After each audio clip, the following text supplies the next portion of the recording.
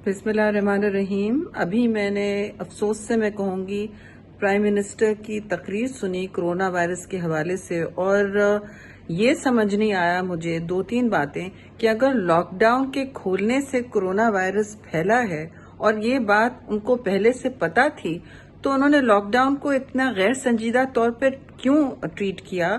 दूसरी बात, ठीक है आप लॉकडाउन मुस्तकिल नहीं कर सकते, लेकिन शुरू दिन से इस वबा को गैर संजीदा क्यों लिया, इसकी पैगाम मुल्क में क्या फैलाया।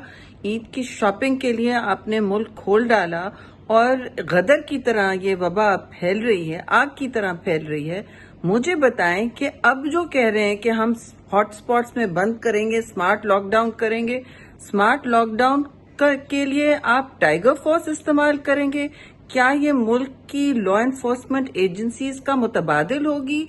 क्या आप एक नई सिचुएशन क्रिएट कर रहे हैं जिसमें ना सिर्फ ये टाइगर फोर्स के पास इस तरह की कुव्वत होगी, रियासती कुव्वत होगी, गैर रियासती कुव्वत होगी? क्या इनका किरदार है?